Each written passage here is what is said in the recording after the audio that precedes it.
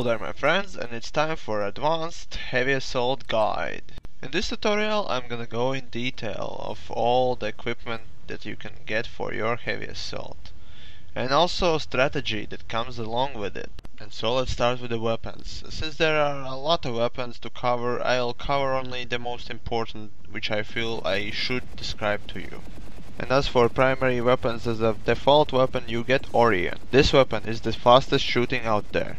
But this weapon only has 50 bullets in its mag. It does not possess compressor as a equipment, nor have different ammunition types, nor have few other scopes that are available for other weapons. I would highly recommend you to try out Flare, and if you like it, you can buy it for 250 certs. It's really cheap. Keep in mind that this weapon is highly customizable for any type of situation, either close range fighting or long range fighting.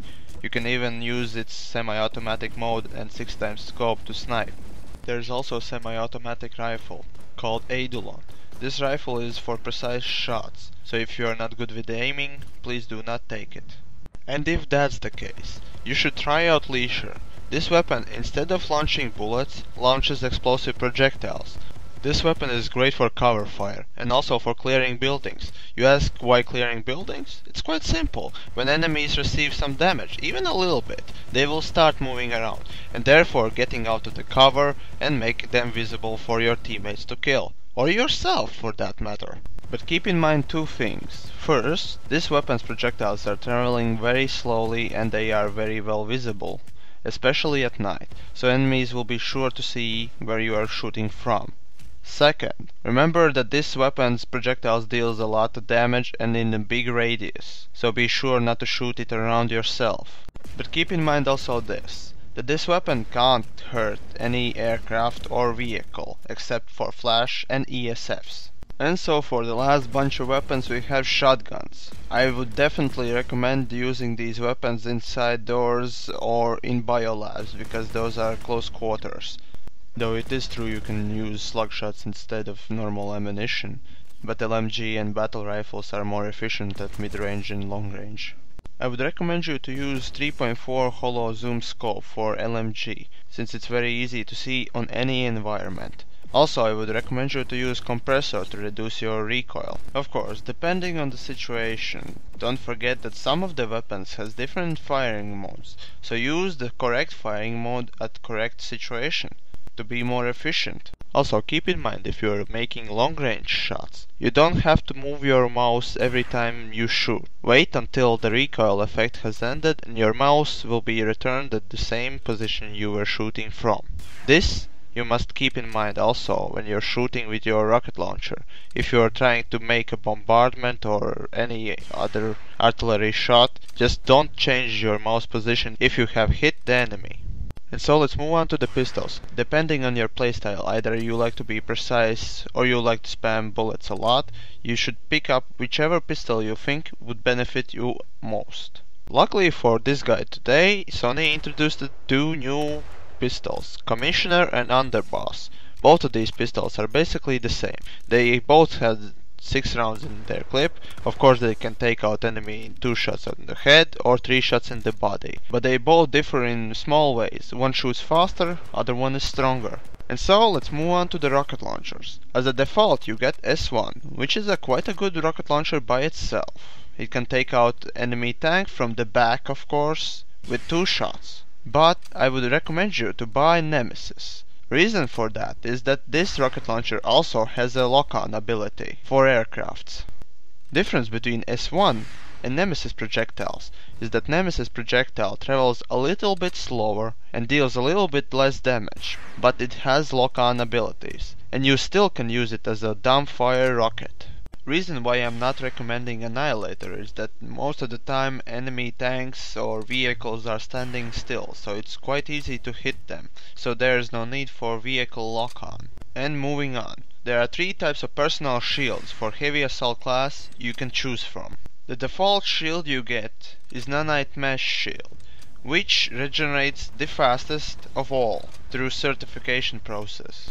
This shield's energy will be drained upon receiving damage, which it will fully absorb. Next up we have Resist Shield. which will drain its energy no matter if you are getting hit or not. Instead of blocking out all the damage, it will resist some of it. Last but not least, we have Adrenaline Shield. This shield is similar to Nanite Mesh Shield, only instead of regenerating faster, it regains some of its energy when you are killing people. Also, Heavy Assault class possess unique suit equipment, which allows you to carry up to 3 more rockets. Depending on your playstyle, I would recommend you to choose whichever suit equipment you like, but I would say for long defenses or attacks, you would definitely appreciate to have 3 more rockets on you, so I would recommend you to choose Munitions Pouch. Besides from usual frag grenade, Heavy Assault class can choose also Concussion or Anti-Vehicle Grenade. Although this grenade is not powerful enough to kill enemy with full health, it's powerful enough to deal as much damage as S1 rockets blast to the enemy's vehicle's front. If you're not fighting in biolabs, I would definitely recommend you to pick it up. And so we come to utility. Just like any other class except Max, you can pick up a restoration or medkits, which can help you to survive longer. But instead of that, you can pick up also C4, which could help you to deal with those thunderers. So now that you have chosen your equipment, it's time to get some knowledge from the field. Heavy assaults are definitely frontline fighters. They must be always on the front lines fighting for the ground and never letting up. You possess this shield, so use it either to block enemy fire from your engineers or medics, or use it to defend yourself. Sometimes when the front line is not going anywhere and you're just standing around and shooting at each other, you tend to get sniper fire.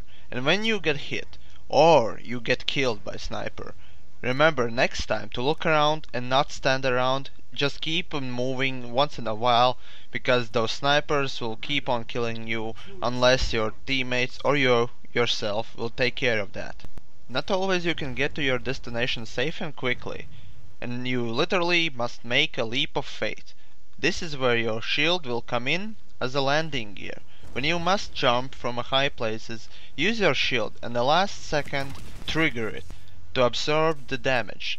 Reason why you should use your shield, your personal shield, not your main, is that your main shield is always up and is not reducing in energy when you are using it. Sometimes, when your teammates must get away from the hot zones, you must provide cover fire, and that's where Leisure comes in the best.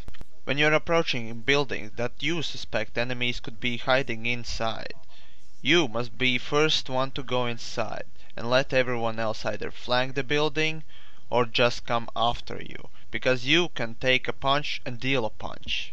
When you see that there's a lot of air activity around, you and Max classes are usually the ones that deal with this problem from the ground. So be ready to pick up your lock-on missile. Here's another idea.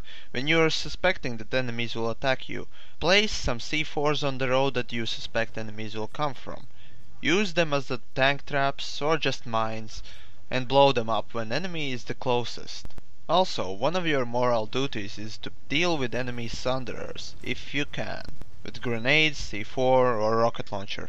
Here's an idea. Using Infiltrator and teaming up with few other heavy assaults, you can make a bombardment. Tell the Infiltrator to go near enemy base and check out the place you're about to bombard. Tell Infiltrator to report how close or how far were your shots, and therefore you will be able to correct your shots and make precision hits. This might really take a while to practice, but definitely it will be efficient once you get the grip of it. And always remember this: vehicles take damage more if you shoot them in the back. And I got a question for you. Did you like the video? If you did, please click the subscribe button and of course the like button. Comment on this video, of course usually let me know what you think. And as usual, join Woodman server, Vanu Sovereignty, never go to those cowardly Terrans or moronic conglomerate, and we will be fighting on front lines together. Especially if you will join my outfit, Keepers of the Void.